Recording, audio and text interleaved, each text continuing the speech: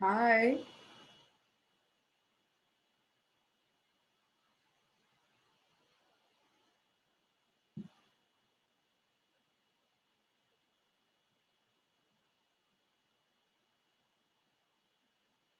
Hi. Yeah, okay. Can you see me? Can you listen to me? I can Correct? I can listen to you, but I can't see you yet. Okay, okay. Now you can see me now? Is buffering? I can see myself on air. Why can't I see you on Okay, air? okay. I will switch on, I will switch to another camera. Wait, give me 1 second. Yep. Give me just 1 second. What about now? Nope. Nope, nope, nope. But let me see if it's on my side. Because Okay, maybe last now. time,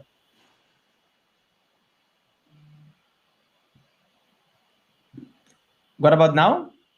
Okay. Oh, I see what's the problem. I'm so sorry. Now there is a frame right now. So yeah, don't worry. Okay, don't worry. So we are about to start Aurora. I think everyone can listen to us right now because we are live. So everyone is already listening to.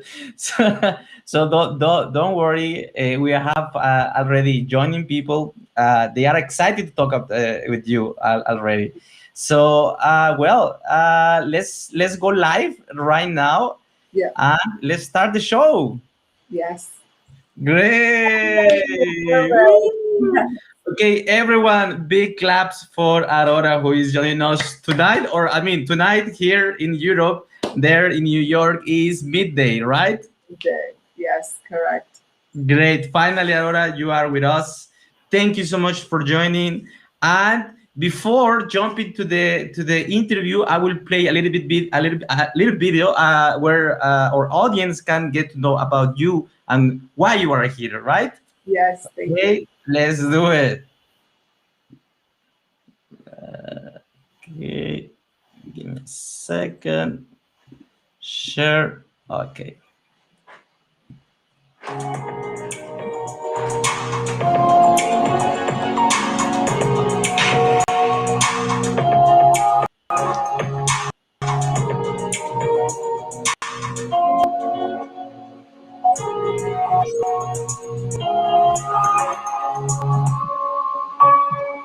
People in my position aren't supposed to stand up to the ones in charge. We're supposed to wait our turn, hop on the hamster wheel, go to work, keep our heads down, and accept that the world is the way it is.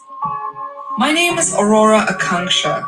I am United Nations Employee ID number 10059308. 10,059,000 people have come before me and have failed to hold the UN accountable. For 75 years, the UN hasn't fulfilled its promise to the world. Refugees haven't been protected, humanitarian aid has been minimal, and technology and innovation has been on the back burner. We deserve a UN that leads progress. That is why I am running for the Secretary General of the United Nations. I refuse to be a bystander. I will not accept this is the best the UN can do. It's time that the UN stops serving politicians and starts serving people. It's time for a new UN. A UN that is a guardian for refugees, takes humanitarian crises through to completion, and gets technology and education in the hands of all. These ideas aren't impossible and don't need another 75 years to accomplish. It takes someone being bold, being the first to speak up, first to take action, first to make a difference, and now first to challenge the UN. I am no longer waiting for the torch to be passed down. I am taking it because I am part of the generation of change, where we don't just talk about change, we cause change. But I can't do it alone. Let's do it together. Now.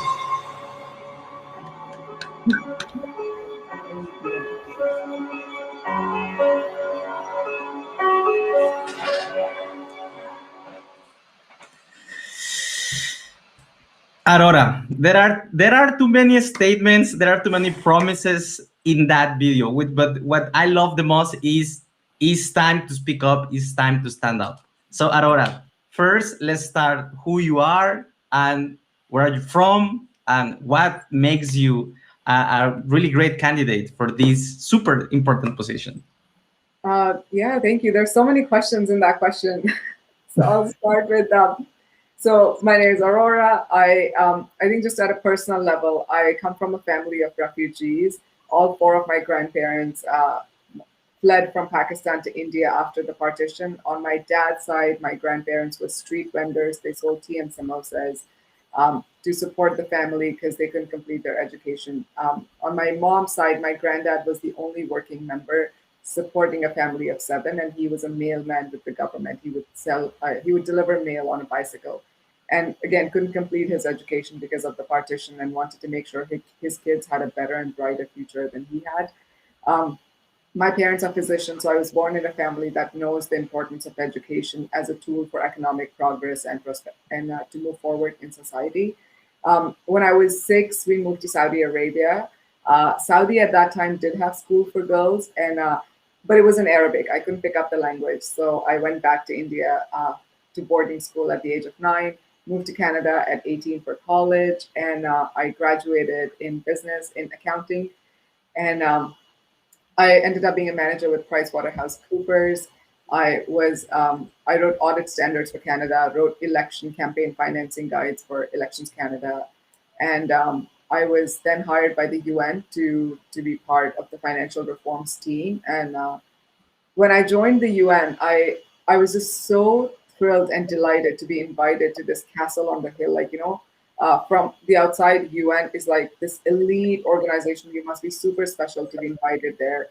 So I think just that opportunity to be involved in something like reforms was a delight and an absolute pleasure. And I wanted to contribute my expertise in any way I could on this global platform. So I had no desire to run for this position, never even thought of it. My decision to run for this position is influenced by what I have learned while working here. And I'll describe that in great detail now, or if you want, I can pause and we can. No, no, it's okay. I mean, you are. I think you give a lot of hope. I mean, you hold a lot of dreams, a lot of hopes from a lot of persons. Because first of all, you're a woman. Second, you're from the global south, or your origins are from the global south, right?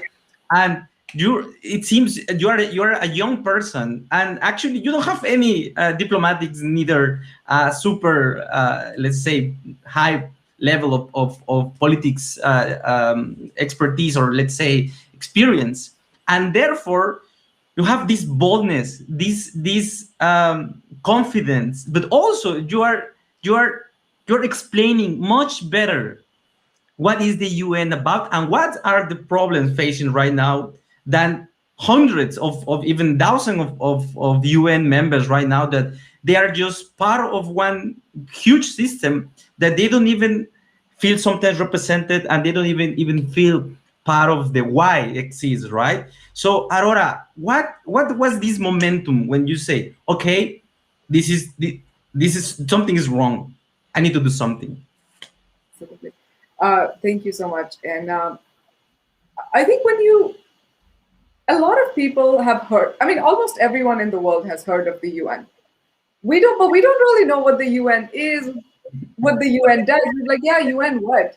So I think before I even dive into, I just want to explain there are two UNs.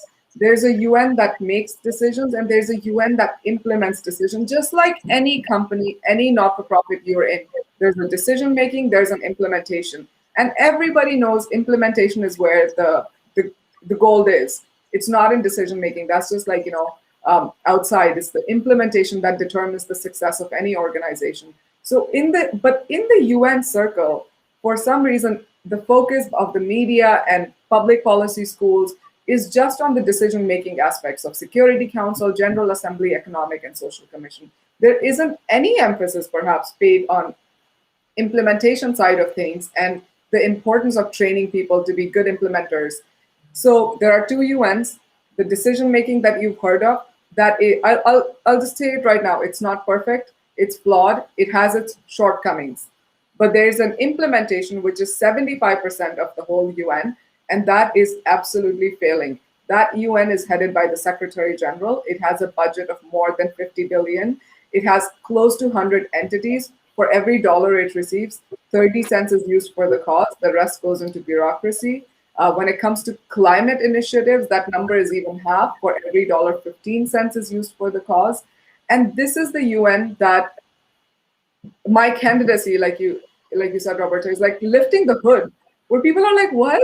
Like, you didn't even know that World Health Organization is part of the whole UN universe. World Food Program, UNICEF, UNDP, like there are 100 entities. They're all part of the UN universe, all headed by, like, the leader at the top is the Secretary General, then you have executive heads of these. My decision to run was, I think, just influenced by the fact that the system has all the tools to succeed, but is not succeeding because of poor leadership. We have the financial resources. You know, no one in this world can have all the financial resources they need, but we have adequate, more than 50 billion. We have the best staff in the world any organization can ever ask for, the greatest human capital in the world. But we have a leadership that is just interested in themselves. Like, this leadership is not a leadership that has vision. This leadership's average age is 62. The position for Secretary General has far too long been held by the same experience profile, all older men, all in politics and diplomacy, and they have made the job to be a talkathon. Talk. Versus, like, I just want to make the job an action-thon and not, like, you know, a talkathon. Like, and that's where my candidacy is all about. Like, I'm all about actioning every great decision that's passed but hasn't been implemented, and that's what is in my vision statement, and that's what I really am optimistic that the world is embracing a new UN. You know what? For far too long, we've kind of been like at the periphery. We're like, oh yeah, what is it? Now that you know what it is, it's absolutely yours to make it what it is. It's the charter opens we the people, so let we the people take charge.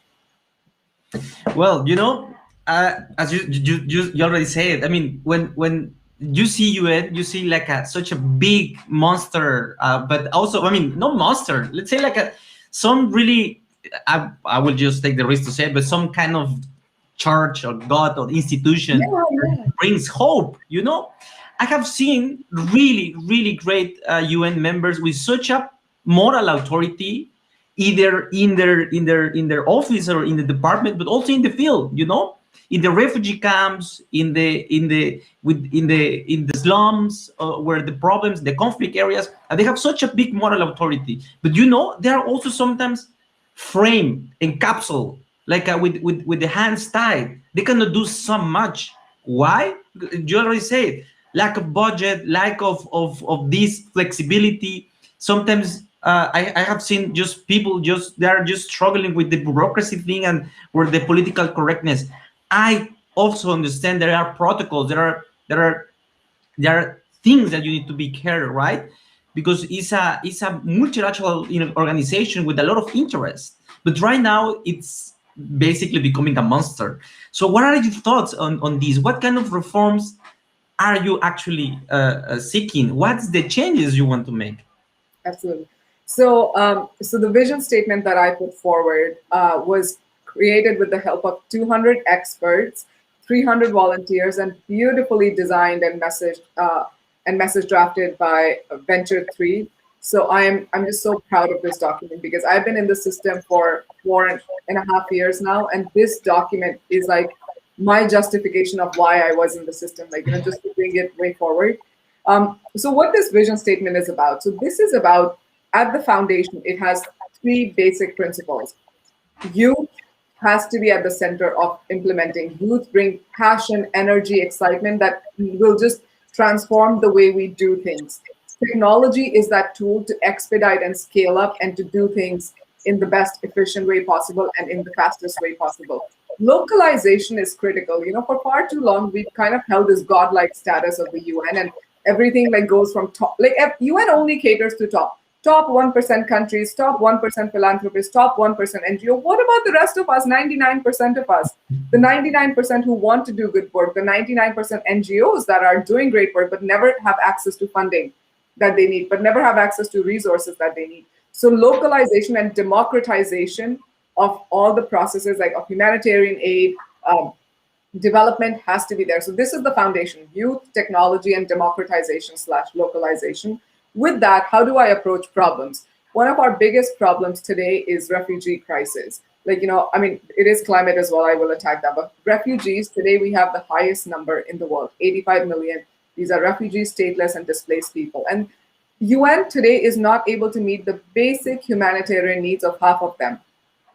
And that leads to these people having to fend for themselves, which is they're smuggled, they're trafficked, they're lured to joining terrorist organizations. So what we have to do as a matter of priority is to prioritize all funding to them and to make sure that we introduce technology in the flow of funding. A lot of times refugees today, they don't need you to give them blankets, shoes, and everything. They just need cash.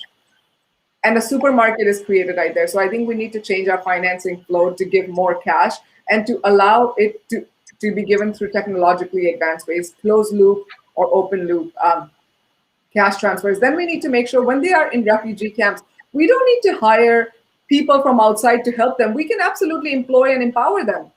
Why are we not engaging them to take care of each other? When they are there, we need to make sure we give them internet and an online education platform so they can develop the tools and skill set while they're there. So they can apply for immigration opportunities and other opportunities themselves. And then we need to prioritize depopulating these refugee camps. And the only way you can do that is resettlement, which we know Western countries are not taking that much. So we need to invest in other countries, middle-income countries, by giving them cash incentives. We need to allow local integration. If you have been in a refugee camp for so long, why can't, if possible, locally integrate in that community? And then the third is repatriation, where they can go back to their home, which is obviously their first choice mostly, which means we have to then invest in circumstances to make sure that the situation that led to them leaving is addressed. Was it a human rights abuse? Was it a natural disaster? Was it a conflict? And on that, I'll move to climate. Climate is an existential threat. I mean, to all the young people, I would give one message. I'm so glad that everyone is on the same page about the science of climate change.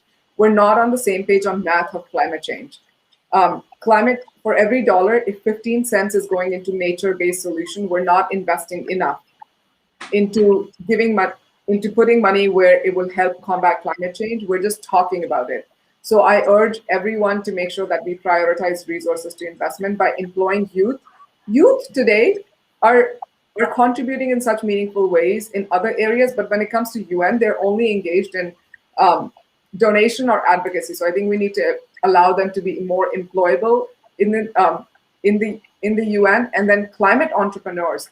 I don't know if you've noticed, but entrepreneurship is just created life so comfortable. You have an app for everything. There's a solution. But when it comes to humanitarian and all the pressing needs, we don't have entrepreneurship model there, and that's what we need to bring. And the third thing is universal education, universal internet. That is the foundation for development. Today, half of the world has access to internet, and look at the progress we've made. If all of us had it, we would actually be solving problems and not just talking about those. Youth and women empowerment is critical to me. Youth today don't have access to leadership positions in international organizations. If anything, they're just allowed to enter entry level, but youth today have so much potential and skill set that we need to give 25% leadership positions to the youth so we can usher a new culture, a new way of doing things. That fresh perspective will come if you give them seat at the top. Women, oh my goodness.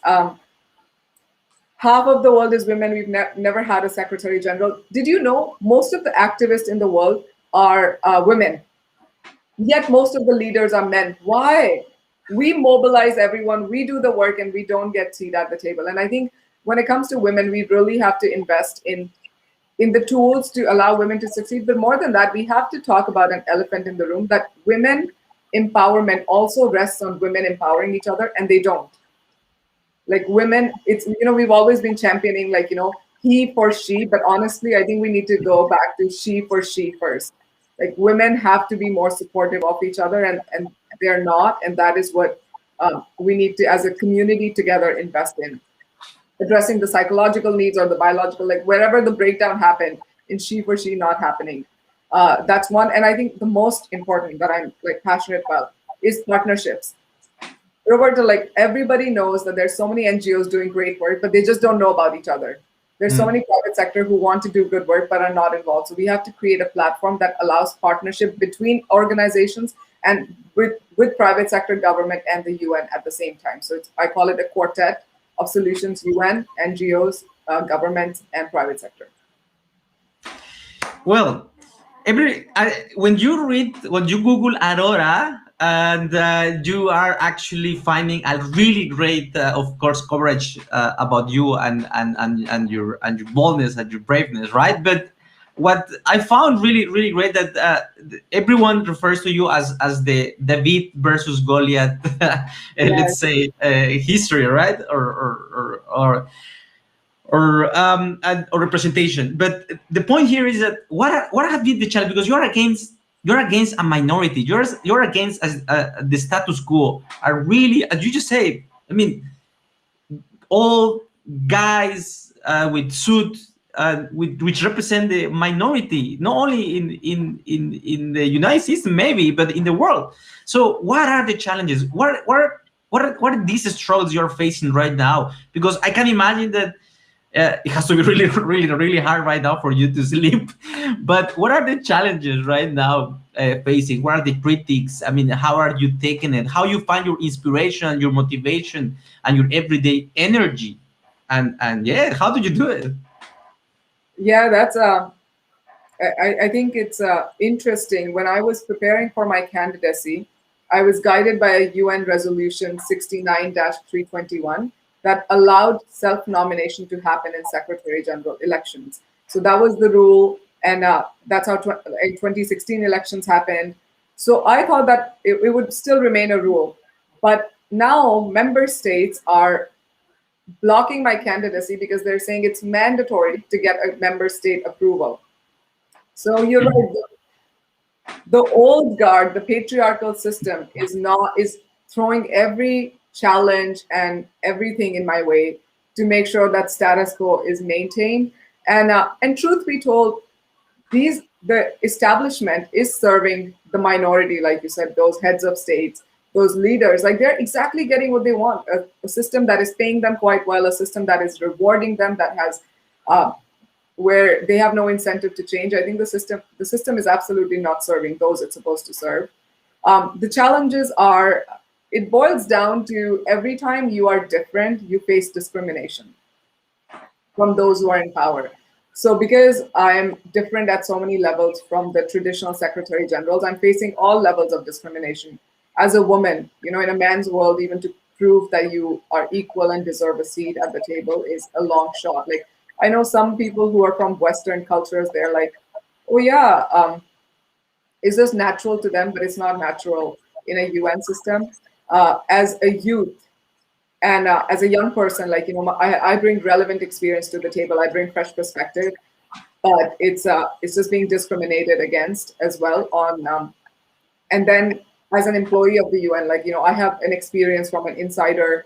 I know how to get things done. And that is also where the discrimination is. And to address this whole issue that, like, now they've made it necessary to get a backing of member state, I reached out to Canada, my own country, for nomination. And I reached out to them middle of March, and I haven't heard back, which you can tell, like, no response is a response. And it is disappointing, and the irony is not lost on me that my own prime minister, Justin Trudeau, was a change candidate who became a prime minister at a very young age. As a change candidate, of course, he didn't have that direct experience. He had a vision which he brought forward, and the country was on board with him. And he's not supportive of my candidacy. And I think, like I said, I don't have anything nice to say other than the fact that it's disappointing. When it comes to, so after that, I moved on to I emailed every country within the UN system to share to ask for a meeting. Few countries responded, and Roberto, they were all global south, small countries. So none of our Western economies, like the developed Europe, the Western Europe, the Scandinavia of the world, Australia, New Zealand, the United States, no one even bothered to respond to an email. And this is where the hypocrisy, the double standard of our leadership is in place, the world leaders today. And even these female leaders of countries, none of them have responded. And so I don't know. And I think this is what I want to tell people of the world, that, from the outside, all these leaders, they say the right speeches written by their speechwriters. They play the game, but when it comes to doing, when it comes to serving, they all end up putting their interest above the interest of those we cannot see. And that, I think, is where we as a generation have to confront the discrimination and the biases of, this is an administration in the US that was about diversity, representation. Where is that as a UN? How is it today? They are just just pretending to be bystanders against a Secretary General contest where there are 7 self-nominated candidates who've not been given a seat at the table. And I think this is where we as people have to tell our leaders that enough is enough. We have to put people above everything. And all we're asking for is a free and fair democratic process. No matter the outcome, let's honor a free and fair democratic process, because UN is an institution that preaches democracy to the world, is not practicing it. And these world leaders, these global north who pretend to be beacons of democracy, are just standing by. Women empowerment. What does women empowerment mean to these people? In 2016 election, we had 7 candidates out of a pool of 13. All these 7 were highly qualified women with the same experience profile as the current SG, same age group, same experience. And here we are selected a man for the job. So now we're giving them something different. And again, they have a problem. So like I said, in a patriarchal culture, they will find something against us. And now it's this age discrimination that I'm facing, and the tribal nature that just because you're not like us, you are bad. This tribalism. And it's just disappointing behavior by heads of states, men and women both. That's why, Arora, I think you represent, I have to be honest, hundreds of, not even hundreds, thousands of ground leaders, grassroots leaders that actually face or struggle or feel the same like you. We are just tired of waiting. We need to do something. We need to action it. That's why I think it's important that you actually jump into the scene, because you're coming here to shake things up and bring a clear message to resonate everywhere. And saying this, I will give space to the questions from our leaders. We are a community, a global community of leaders working in sustainability, climate action, and social innovation. Many of them, they are actually entrepreneurs, and we select 11 leaders so they can raise questions to you. So Arora, ready? Let's start. From Gandhi, we know Earth provides enough to satisfy every man's needs, but not every man's greed. From Einstein, we know 3 great forces rule the world: fear, stupidity, and greed. Social behaviors studies already prove when you gather more wealth, you're distancing yourself from society and also from your capacity to relate to human emotions. My question is, how are you going to stop the influence of greed and to create a healthy, sustainable world community and planet for the generations to come? Oh my God, that is an amazing, amazing question. I have to make a post out of that on my Instagram. I have to confess, I'm going to take that. So, I think in a nutshell, when people get power, they just get lost on why they were seeking power in the first place. So I am challenging that through my candidacy, to be honest with you. In my candidacy, I am challenging member states to not put their interest above the interest of people. You can see a UN either serving 193 heads of states or it's serving 7.8 billion people. And for me, that is demonstrated in my vision statement. That is demonstrated in in my vision of what people like how UN should function, but it's I think demonstrated in how I'm running this campaign. It's a people-run campaign, and I think the first struggle is to deal with the biases and discrimination from member states. And these are like all our heads of the state. So anyone listening, I just want you to know it's your head of the states who pretends to be in favor of women, youth, and democracy, and is just most likely turning a blind eye to this. So it's on us to hold them accountable. I'm doing Thank my. you. Thank you, Aurora. Let's jump to the next question. Hello, I am Dr. Reshma, a socialpreneur. The COVID 19 crisis has negatively impacted children around the world. The death toll from COVID 19 has increased, leaving a very large population of children orphaned, vulnerable, and abused. What are your thoughts on the government's need to act urgently to protect children during the pandemic, and how will the resources and infrastructure in the countries match the decisions taken? Thank you. That Roberta, these questions are so powerful and so beautiful. So to that question, I would say, COVID has had such a devastating impact on all of us. I've lost my grandmother to COVID on this year, so I do know that loss that people are going through, and my condolences with everyone.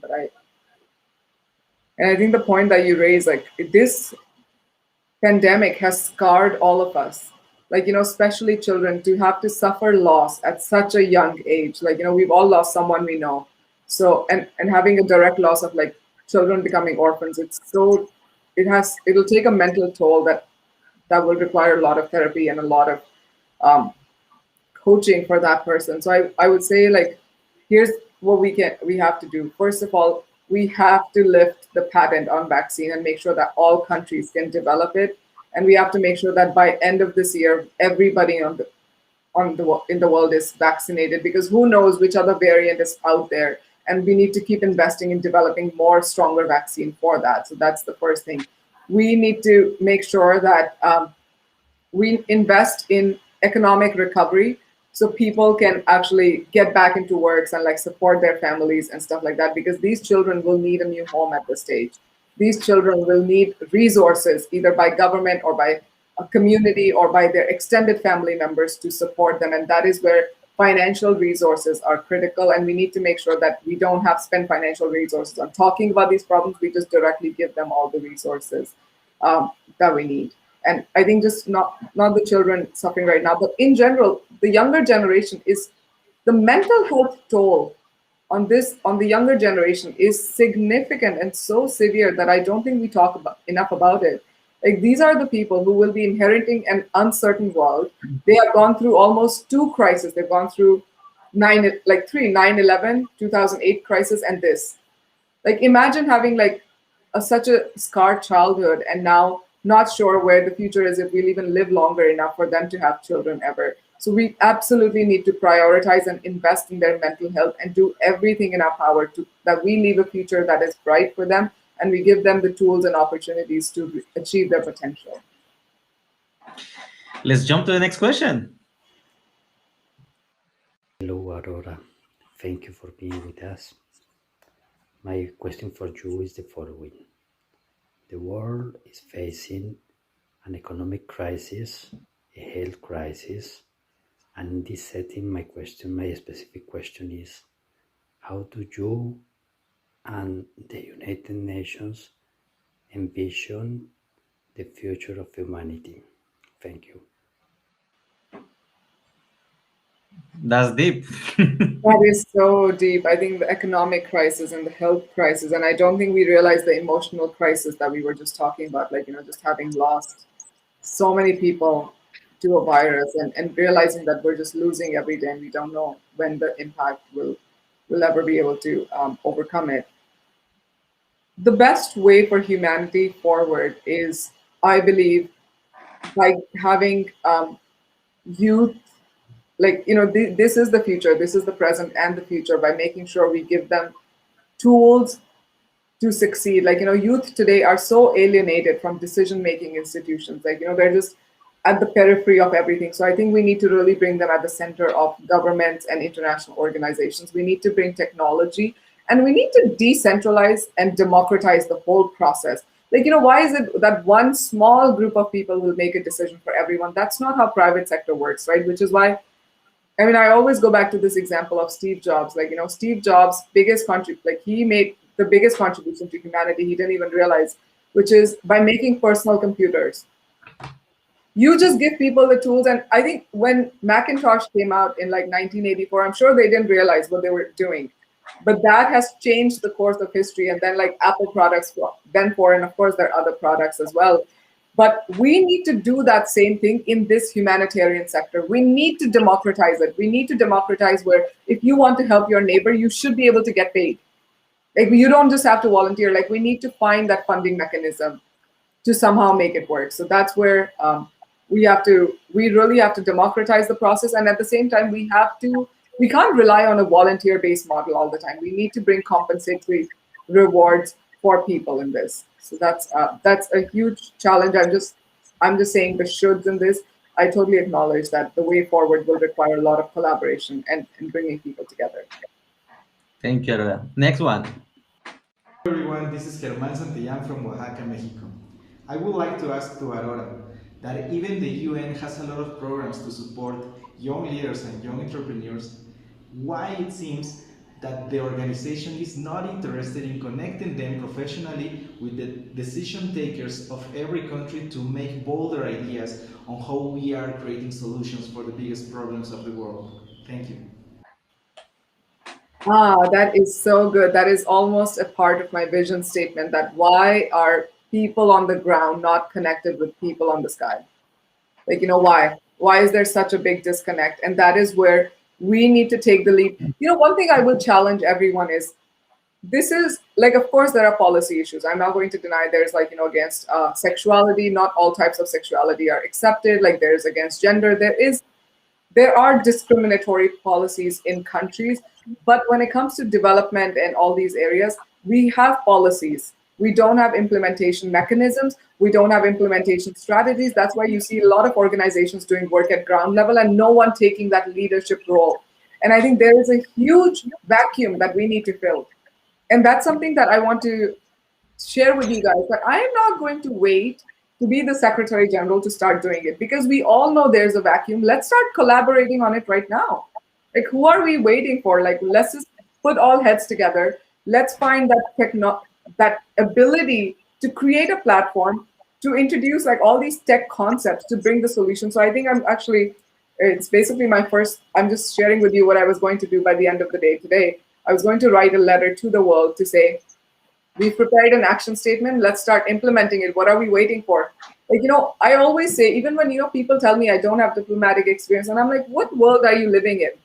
I just don't have a title. Everyone has diplomatic experience. We all negotiate on a day-to-day basis. A family setting is diplomacy. When you have a fight with your sibling, what do? You employ different strategies, right? You either start, complain to your parents, and then you realize, okay, they're not going to solve every problem. You learn to negotiate with them. And then you learn to negotiate using tools of like complaint, conversation, or avoidance, or whatever it is. Everybody is a diplomat. Everybody deals negotiation on day-by-day basis. Title is not the credential here. And that's what I think we have to really realize, that we are a generation that can bring all the solutions, and let's not wait. Let's do it right now. Thank you. Next one. Oh, sorry. Sorry. My name is Amjada Ademola Oshinuga. I'm from the Federal Republic of Nigeria, and I would like to send this video to ask the UN Secretary General that what does she see as the future of young ones who are youths, and what does she feel that the youth should play ahead of preparing for the future? Thank you. The youth? The youth of today have to be prepared that their entrepreneurship is what will get them ahead.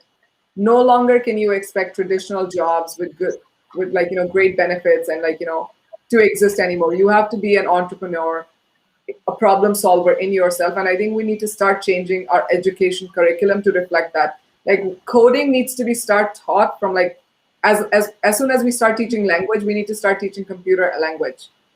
We need to start teaching other psychological skills like mental health, mental well-being, financial management to all these kids, because entrepreneurship is the only way for survival going forward. The traditional employment model is broken, and especially after COVID, where countries no longer need to have real estate to function. You can function virtually. I think that we're going to see a lot of transition to consulting model. So what I would say to the youth is demand more, don't settle. Like, have you noticed the only way government, NGOs and international organizations like UN offer you to get involved is donation, which is unfair. You don't have the money yet. And advocacy. How much can you advocate? You now at this stage should ask leadership positions, should ask employment positions, that youth unemployment needs to be addressed by international organizations. There's so much work to be done. There's so much money that's being wasted. Why can't we give it to youth to get the job done? So I would say demand more. And I think go on auroraforsg.org, sign our petition that basically tells member states that stop this age discrimination against me and give me a seat at the table. So, and like I said, over the next 3 weeks, I will be discussing in detail my platform and the solutions. And I'm not just going to talk about it. I'm just going to collaborate with people to build the solutions. Thank you, Arora. Next one. Hi, my name is Dali Rivera, and I am the owner of the Diversity and Anti-Bullying Academy. My question is, what will you be doing in order to make sure that people on the ground, people who need help, know how to get a hold of the UN so that they can receive help from you and so that they can also notify how bad problems get in their countries? Thank you so much for the opportunity to ask a question. That was so nice. I think, I don't know, Roberto, if you're sensing this, but there is this theme of like local, at the ground level, people must have the tools, the means to achieve their goals and to share if there are any shortcomings when they're not receiving the tools and the means to prosper. I think like we need to invest in universal education, universal internet. And with that, of course, comes the component of we need to make sure that we have the right hardware everywhere. Like, we cannot be having schools that still give slates with multicolored chalk. We need everyone having a smart equipment and the internet to then tell their story. Like, I always think to myself, content is like, this generation is producing so much content. Like, there's so many people who just don't have access to the tools to share their story. But if they did, like, we would have so much great content in the world and they will be self-employed. So it's internet technology that will facilitate that process, and that requires investment, and that should be the priority of the world. Thank you, Laura. Next one. Hello, Arora Akanksha. I am Nkwagu Sebastian from Nigeria, the founder of Glitter Vine Foundation. I'd like to know what would be your contribution for eradication of extreme terrorism in Africa, and also how would you help reduce the issue of racism globally? Thank you for your time. I hope to get a response. Terrorism is on the rise, and we must ask ourselves, why is terrorism on the rise? Where are these terrorists recruiting from? They are recruiting people whose basic humanitarian needs are not being met by the UN. Like, these are people who are refugees or displaced people whose human rights are being abused. Like, these are vulnerable, who terrorist organizations are luring into joining them, or they're threatening them to join as compensation to protect their women and girls.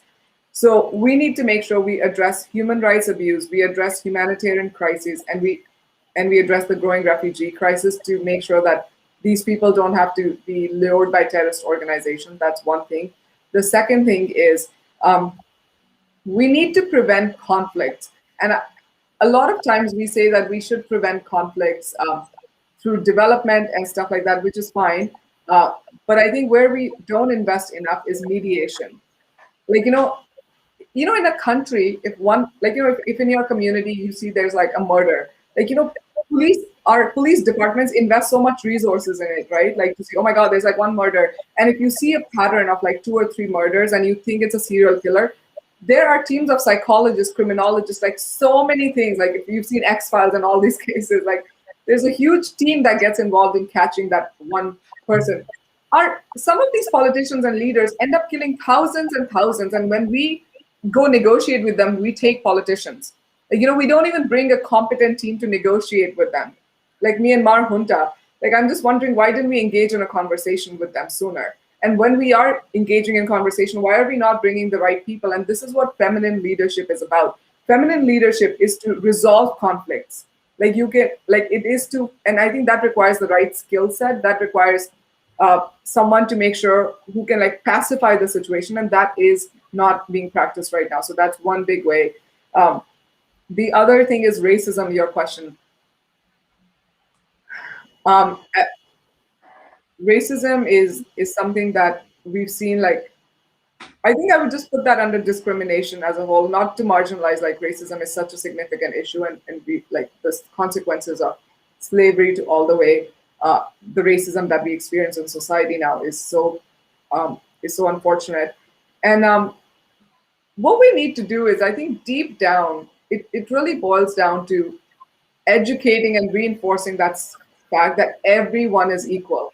I know we can invest in policies. Policies don't translate into practice. People still have preconceived notions, biases, and prejudice. And just because they can get away with it, it doesn't get corrected. So I think we really need to introduce this in our education curriculum, that everyone is equal, gender, race, it doesn't matter, and that concept of equality. And then I think I have to be honest that this will be a fight. You fight one community, it gets into another, and this is a constant thing. I'm experiencing that in my campaign, so I can tell you, discrimination in so many forms is just the sad truth of human existence, and we just can educate, inform, fight for it collectively. And when I think I would just say to everyone, just because you're not directly experiencing any form of racism, sexism, ageism, or anything you want, you must still stand up for it, because your silence is being complacent to it. And that is a crime, even as big as just being conduit to it. Thank you, Laura. Next one. Hi, this is Roisin Downs. I'm the Executive Director of Students for Sensible Drug Policy. Today, I'd like to ask you about meaningful youth participation at the United Nations. In our experience, there's been little to no transparency on the selection process for delegates to youth forums, and youth forums generally are focused more on learning rather than given any positions of influence or power within the UN. How do you intend to move from this kind of token-style version of participation and provide young people with meaningful participation instead? Oh, that is, Rosen, such a great question, and that's exactly what I've been talking about. It's all token visitation rights, but not participation rights, and that changes by giving 25% of leadership positions to the young, and in a fair and transparent manner. Because I completely agree with you. Sometimes, I see people who are part of youth delegation, and there's so many other kids who in the same community who didn't even know of the opportunities. So I think it's not a fair process. Everyone should be allowed. And I don't think we even need to, given the whole virtual environment, why do we even need to be selective? Why can't we engage everyone in meaningful ways? So I think that's something that I'm extremely passionate about. My direct policy is 25% leadership position to the young, and more employment opportunities to the young in humanitarian crisis setting and in climate change setting. Thank you, Laura. Next one. Hi, I am Lucy Ventura. Our country, Mexico, faces one of the worst droughts in more than 30 years, and the climate change is more difficult each day. My question is, in legislative model, how can we Mexicans join to the ONU efforts? And in the clean energy factor, what role? Okay, energy plays. What roles does it play? The UN. That is so great. And climate is a crisis that is affecting the entire world at this point. And I would again bring home the message. All UNO does is talk about it, talk about it, talk about it. There needs to be a direct investment in governments, and not just federal government, but in state and local governments who are actually responsible for implementing projects. We need to make sure we have a financial model that allows interactions of local entities directly with UN or funding institutions so they can take the money. We need to make sure that invest in climate entrepreneurs so we can expedite finding the right solutions. Uh, in terms of renewable energy and stuff, I think that is a decision that usually is with the government. And when it comes to financing, there are international financial institutions that give out funding for that. We just need to make sure the process is so cumbersome for governments to access that funding that we make the process easy so they can actually easily get funding and reinvest in their energy program. So it's funding mostly and then giving opportunities for other private sector and youth to participate. Thank you. Next one. Aurora, nice to meet you. My question is, how can the United Nations stop the migration from young people in Latin America, especially with poor governance in the region? Thank you. Migration. Yes. I have to tell everyone who's youth right now that jobs that existed for your grandparents or parents will not exist for you. It's just where we are going with technology that everyone will end up becoming an entrepreneur. Entrepreneurship is the way to go, and there's nothing to be afraid of. There's so much advantages. You get to manage your own time, you get to manage what you do, but you have to develop the skill set to be able to contribute. And that requires changing of education curriculum that gives them the tools to succeed. Today, everyone needs to know coding. Like honestly, like you cannot, if you're being an entrepreneur, you're being a self-starter, you cannot hire another coder to do your website. Got to try to do it yourself, and that's where skill set comes in place. The other thing that's important is to make sure that international organizations don't exploit youth. Like, UN internships are still unpaid. So you're giving them these roles without even paying them. So I think we need to really hold international organizations accountable to make sure that youth employment is considered not just at leadership, but even in operations, and then we compensate them. So I would say entrepreneurship and giving leadership positions to the young. Thank you. Last one. What's your view on cryptocurrencies? IMF published a blog on having that the world should be open now to have like public currencies and private currencies. What's your thought and suggestions on this? How that can create a more inclusive world, a more participative, more connected world where the system of sanctions do not work and rather should not work? Because maybe I'm extending my question to what's your view on economic sanctions as well and cryptocurrencies rising. Want to know your thoughts on this.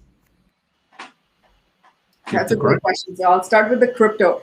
I was just on Clubhouse yesterday, and they were discussing cryptocurrencies used in museum and historic and just the preservation of like historic artifacts. Cryptocurrency is the future. Whatever people have to say about it, cryptocurrency is the future. A lot of people have come around it, the others will. And that is something that needs to be introduced in the humanitarian sector or any other form, because it doesn't have to be like this. Private currency can literally be taking a big philanthropist money and converting it. Because like, a lot of money just gets in like bureaucracy and stuff that can literally be used in implementation if you convert the money in crypto and just say it can only be used by this person for this. So that is the future. I can tell you right now, that's the only way to get to a place where we're able to meet the needs of the world. Economic sanctions. Sanctions are a tool to get leaders of a country to behave in a certain way. And I think it's a tool that does work, and especially for those world leaders who are abusing human rights and are who think they can get away with anything in their own country. So I think it's a very powerful tool to be used by countries in global peace and security. Great. We are just having 3 questions more, really quick. The first one, give us your 5 top most powerful tips for the next generation of leaders, or for the current generation of leaders. What are your top 5 takeaways on leadership? My top 5 takeaway on leadership is that be you. There's as a young person, you're just trying to figure out yourself. Like, you're like, oh, maybe I'm like this, maybe I'm like this. You are inspired by a lot of people, you read about a lot of people.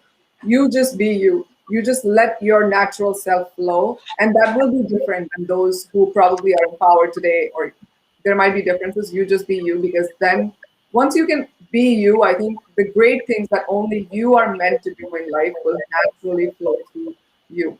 My second tip is leadership is all about courage. By the end of the day, it's not about the title, it's not about the money, it's not about the power. It's about having that courage to follow your convictions and follow them all the way through. Don't give up in between, because it's a long road. There will be so many challenges, so many struggles, and it's not that like everyone will be there to support you. You will have to support yourself in moments that you're low. So courage would be my second advice. My third advice would be you cannot do it alone.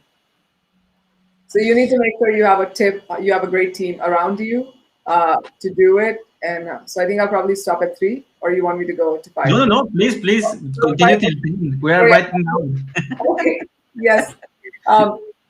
My third one would be team. My fourth one would be being a leader. It's your role. Like as much as you're pursuing your private interest, if you're like an entrepreneur or anything, I think at any given point in time, it's on you to look after those who don't have the same opportunities as you.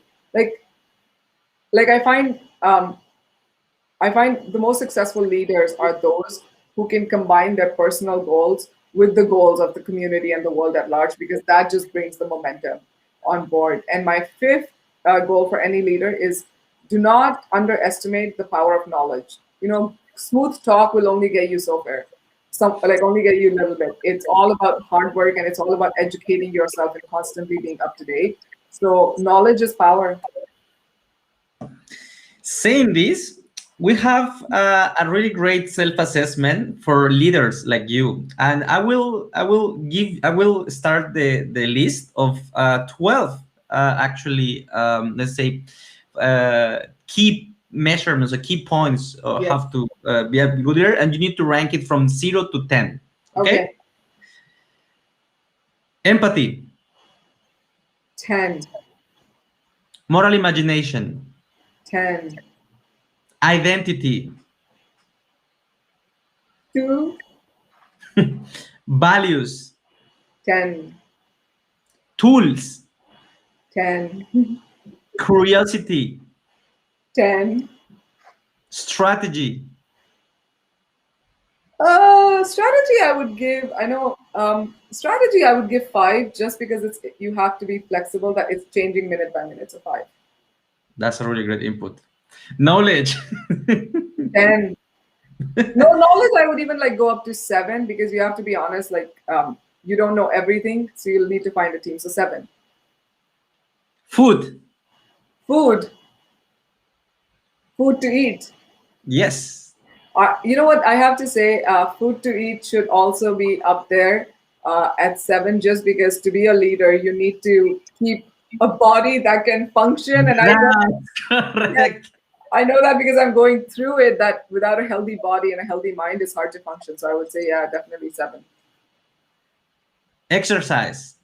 Hola, same thing. Do you know mental health is something we all suffer from, and it's those who have mental health issues like depression or anything, it's just something you're born with. But if you don't exercise, if you don't eat healthy and hydrate, you're not even giving yourself a fighting chance to overcome it. So in leadership, exercise is pretty up there. Not that I follow it. I would say, yeah, for sure, 7.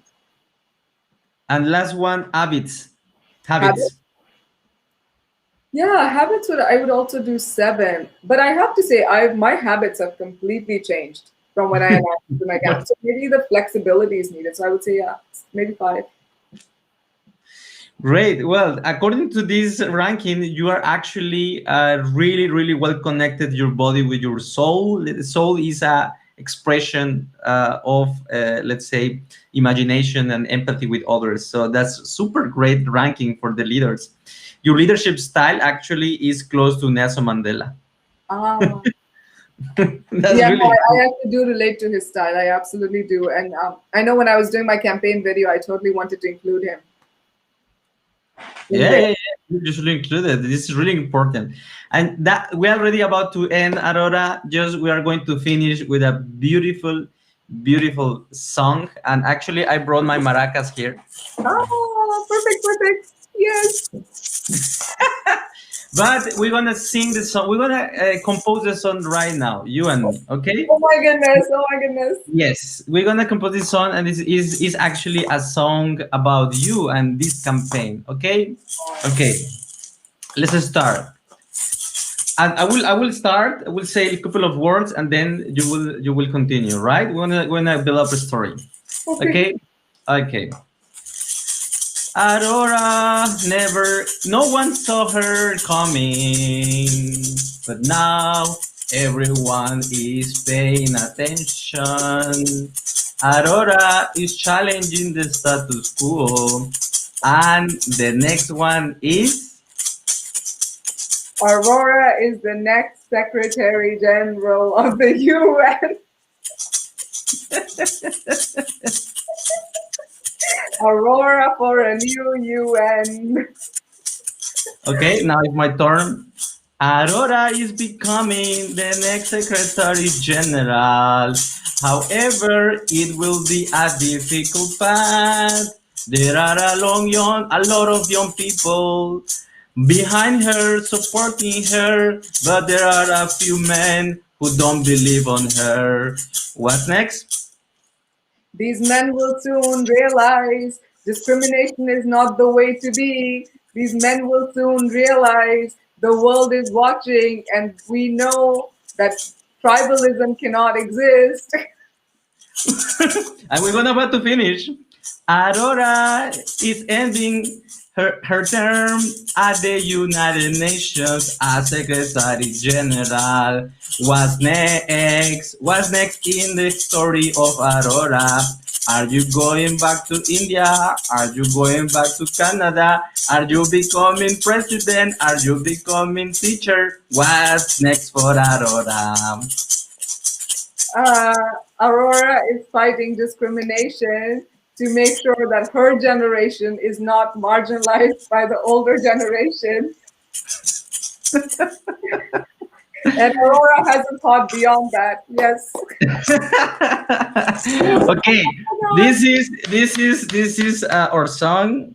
Hopefully, I mean, I'm no singer, I'm not even composer, but I truly believe that the message is clear, Aurora. We believe in you. You hold a lot of dreams, a lot of hopes. In my case, I am leading an organization. We have been fighting for this change since I don't know 15 years, and we have been also. I mean, you already saw a pattern on the questions. I really didn't filter. I didn't pick the questions. I didn't prepare it for you, but you already saw a pattern that all your statements and proposals and your problems you're addressing are related with the concerns and the preoccupations of the people. So Aurora, thank you so much. You have a really really great way ahead, and we believe in you. I hope this moment helps you that in that dark moments or in that sad moments when you don't see it clearly, or when you feel like going down. Please, Aurora, we have a lot of hope on you. So we are here to support you anytime. Thank you so much, everyone. Thank you. And truly, the song made my day. So thank you again. Well, thank you, Aurora. Have a great day. Thank you, everyone, for joining us. And this will be recorded and distributed. Bye bye, guys.